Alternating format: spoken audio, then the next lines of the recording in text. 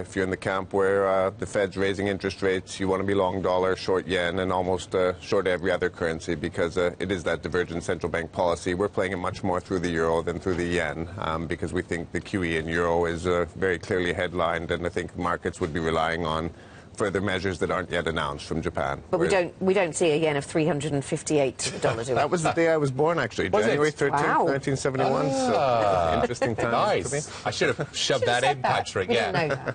I mean, do you ever see the yen going back to, not those days are crazy days, but sort of 130, 140, the most bearish callers for over around the long term, 135? this is thing that's going to play out for several more years, where we do get into a rate rising cycle where it won't be every month from the Fed, but over the next few years you're going to see small incremental rises from the Fed, and I don't think we're showing anywhere near the inflation the Bank of Japan is trying to create before we end QE and don't have new QEs coming in. Sticking with central bankers, we've had some commentary from Stanley Fischer at the Fed saying that it's not lift-off. People shouldn't be worried about lift-off in Fed policy, but that actually we're just they're going to be starting to crawl, not lift-off anywhere. So do you think that helps characterise what the Fed is trying to do? Because they don't seem to be able to get started on that crawl, I think they are very worried about the consequences as we do get into rate rises, and I think throughout the summer there'll be a lot of discussions about the first rate rises coming. It doesn't mean the next one's next month. This is going to be long, protracted, several years of getting to what will probably be a new normal, which is lower than previous normal rate rises.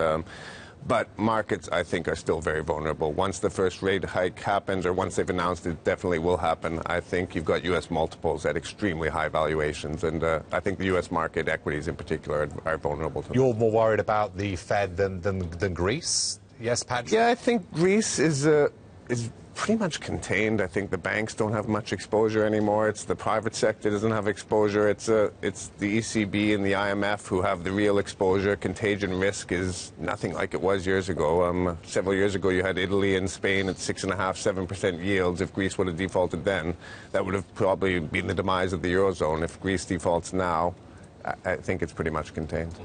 The other, well, one of the big agenda items, if you like, of the week is going to be the payrolls number out of the US later on this week. Are you worried about some of the weakness in some of the data? We spoke to Brendan earlier from Mitsubishi UFJ, and he's quite concerned about the state of the US economy. Well, actually, I'm seeing the other side of things, that things are coming back, and we're seeing a bit of a rebound in Q2 yesterday. Manufacturing, PMIs, they're all looking okay. We're going to have jobs created above 200,000 almost certainly that again. Chicago number seemed to spook some people. Yeah, it is a bit of a mixed bag, but I'm of the belief that I think we are seeing a rebound and getting back to the 2.5% towards 3% growth for the next 3 quarters of the year. And I think the Fed, come September, will be looking at very clear unemployment numbers that are falling below 5%. Inflation won't be around the 2% levels, but you'll have positive inflation and you'll have a strong economic backdrop. And I think that's going to put them into the mindset where there won't be significant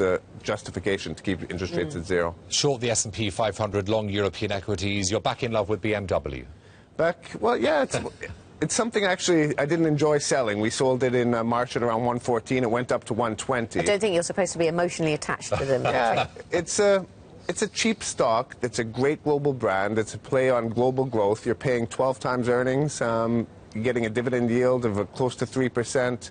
It's a play on China, the U.S., and the recovering economy in Europe. So I think it's very well positioned at very reasonable valuations. And Disney is a play on not just Frozen. It's a play on Frozen. Yeah, we don't want to let that one go yet, but sorry for the bad pun on that. But it's the U.S. Sorry, slow that. I missed that one. Nice song reference. The U.S. market, everything's very near the same price. So you've got companies with no growth, utilities, that we've got a big short in, trading at 17 times earnings. You've got Disney, which is, I think, probably the most powerful franchise with Star Wars, Avengers, Frozen, movies, TV shows, video games, merchandising, all of that. You're not paying a huge premium for great companies anymore. So buying the growth companies that have great brands and shorting the companies that have commodity products like utilities, that's a great relative valuation.